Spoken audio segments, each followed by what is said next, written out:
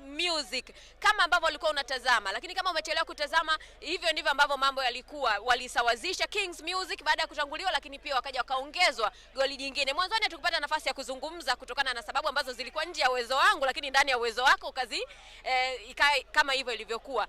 Dakika 60 ambazo zimemalizika hapa, Chiko Kiba ambaye ni nahodha kwa upande wa timu ya Kings, hebu tuambie ni kitu gani ambacho kimewakwamisha leo kupata ushindi mbele ya Stanbic Bank? Kwanza tukubali kwamba mpira una matokeo matatu: kufungwa, kufunga na kudraw. Hii haikuwa bahati yetu, bado tuna michezo mitatu mkononi, tuangalie inayofuata. Hii tumekubali tumepoteza. Mnaenda kujipangaje sasa katika hiyo michezo inayofuata? Sisi watu wote wameona sisi tumecheza mpira, refa kwa upande wetu. Ila sisi alhamdulillah tumecheza mpira, tumemaliza vizuri. Tunawapa hongera Stanbic Bank kwa kutufunga, ila sisi pia tukutane. Sisi naamini kwenye kundi hili na sisi ni timu ambayo inayopita. Au mbaki kwenye kuimba? Sisi tuna talent nyingi. Kings Music inajihusisha na vitu vingi, muziki na vitu vingine. Kwa hiyo ni mpira ni kati ya sehemu ya Kings Music. Okay. Sawa, huyu ni Chiko Kiba ambaye ni nahodha wa Kings Music ambao anajihusisha na masuala mazima ya muziki. Bila shaka utakuwa unawafahamu, lakini pia tuko na Stanbic Bank, sio tu watamu kwenye masuala ya banking, masuala ya fedha, lakini pia kwenye masuala mazima ya mpira. Leo wametuonyesha jambo kwamba wana uwezo wa kufanya zaidi. Tulizungumza mapema, akatuambia kwamba goli 3 ndizo ambazo ataenda kuzipata kwa siku ya leo, lakini hazijawa 3. Hizo 3 ni jumla ya magoli yote kwenye mchezo, lakini mawili yamekuwa ni ya Stanbic Bank, lakini pia goli moja ndio limekuwa kwa upande wa Kings. Hongera kwa matokeo. Asante sana, asante sana. Mliwawini wapi leo Kings Music? Tuliwajua watakuwa na mpira wa kuzunguka, sisi tukasema ngoja tucheze mpira mirefu, lengo letu kupiga goli, sio kutoa pasi. Kwa hiyo tulizamilia hivyo, na goli la 3 mimi nimewakosesha timu, lakini ilikuwa tunawaua 3 kama nilivyokuwa nimekuahidi. Kwa hiyo samahani sana kwa timu yangu na hongereni sana timu yangu. Kwa mashabiki, wapenzi na wadau wa Stanbic Bank ambao wamekuwa pengine ni watumiaji wa benki yenu, lakini pia wafuatiliaji wa mpira wenu, unawaahidi nini kuelekea kwenye michezo ambayo inafuata? Waje kushuhudia burudani kama kawaida yetu, tutaendeleza ushindi, hii labda hamna tukutane finali. Ahadi ni kufika finali. Huyu ni nahodha wa Stanbic Bank. Mimi nikushukuru sana na nikutakia kila laheri. Uende ukaendelea na mapumziko, lakini pia maandalizi ya mchezo ambao unafuata. Lakini pia yupo kocha hapa, kocha wa Kings Music, Hashim Ibwe. Jana tulishuhudia kocha wa kwanza akajiuzuru kwenye timu ambayo alikuwa anaifundisha ya Paten ambaye ni Alikamwe. Vipi na wewe Hashim Ibwe, utajiuzuru? Sorry, I don't know. Not really, because I have reasons to believe that we played very well in the first half, and unfortunately we couldn't create chances from the possession we had, but we just had to make an effort out of it, see where was trouble. We made some few substitutions in the second half, and it paid off. Though we lost 2 goals to 1, but I think we have a very good team, and Kings will be one of the beautiful contestants people will see here. Okay, what is your words to fans? Well, the fans should be relaxed.